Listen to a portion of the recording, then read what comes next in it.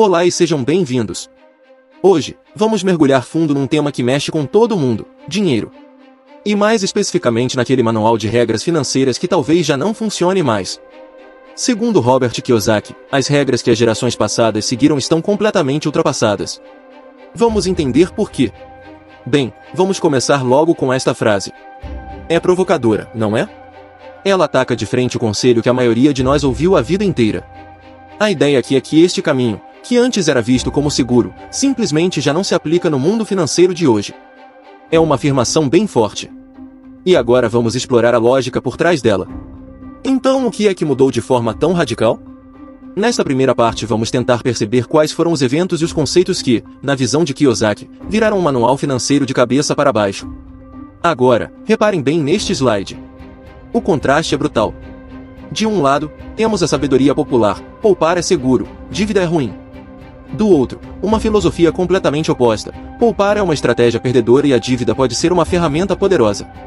Parece contraditório, certo? Como é que a dívida, algo que nos ensinaram a temer, pode ser um instrumento para criar riqueza? Vamos descobrir. A resposta, em grande parte, está aqui. Em 1971, as regras do jogo do dinheiro mudaram para sempre. Quando o dólar deixou de estar ligado ao ouro, os governos passaram a ter a capacidade de imprimir dinheiro sem um lastro físico. E isso transformou a própria natureza do dinheiro. E esta frase resume tudo, não é? Pensem bem, se o dinheiro pode ser criado do nada, o valor daquele dinheiro que está guardado no banco diminui com o tempo por causa da inflação. Poupar dinheiro torna-se assim uma forma garantida de perder poder de compra. Já os devedores, por outro lado, acabam se beneficiando porque pagam as suas dívidas com dinheiro que vale menos.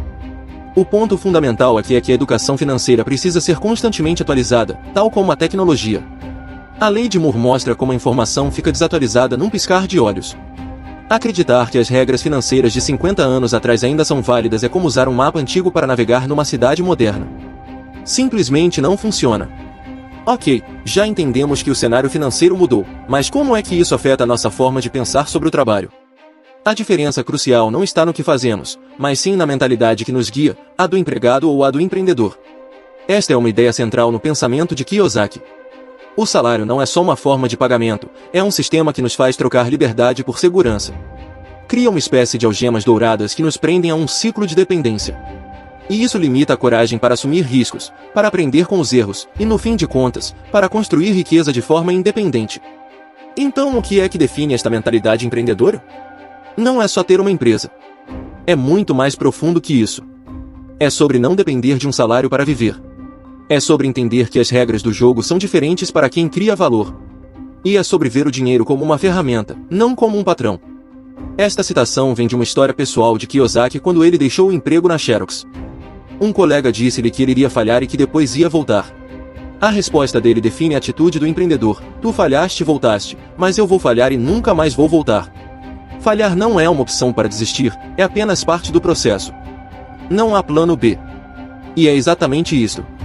Quando a rede de segurança desaparece, é aí que o verdadeiro crescimento acontece. Sem um salário garantido, uma pessoa é forçada a ser mais criativa, mais resiliente e mais inteligente.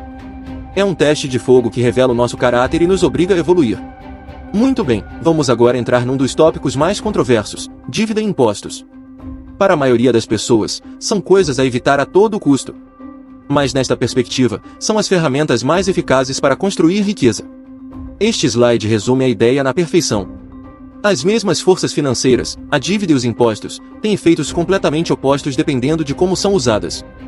Para quem trabalha por um salário, os impostos levam uma fatia enorme do rendimento e a dívida de consumo empobrece.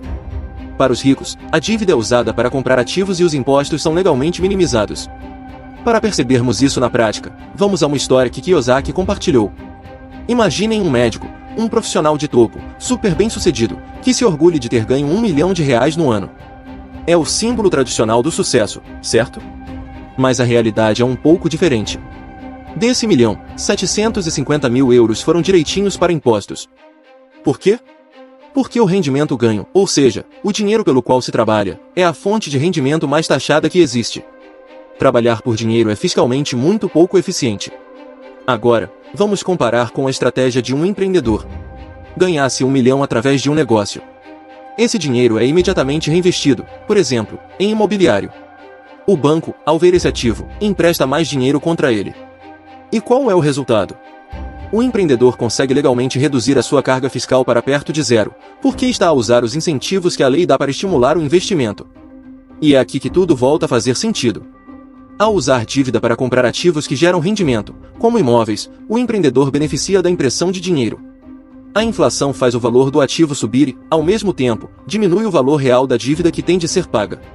Ok, já falamos de táticas e estratégias externas, mas agora vamos focar naquilo que é apresentado como a peça mais importante de todas, a nossa mentalidade, a nossa economia interna. Este slide mostra duas formas de estar na vida. A pessoa com foco externo é uma vítima das circunstâncias, a culpa é da economia, o medo é de perder o emprego. Já a pessoa com foco interno vê qualquer situação, boa ou má, como uma oportunidade para aprender, para se adaptar e para crescer. Portanto, a grande lição é esta: o sucesso não depende do estado da economia lá fora, mas sim da força e do controle da nossa economia cá dentro.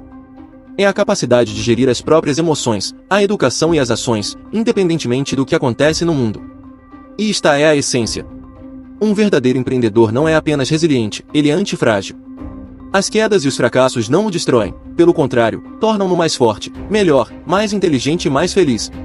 Cada obstáculo é uma lição que o leva para o nível seguinte. E assim fechamos o círculo. Se os resultados financeiros não são os que se esperava, talvez a causa não esteja no esforço, mas sim nas ideias desatualizadas que estão a guiar as nossas ações. E terminamos com esta pergunta para reflexão. A questão que fica no ar é esta: será que o conhecimento financeiro de cada um de nós já passou do prazo de validade?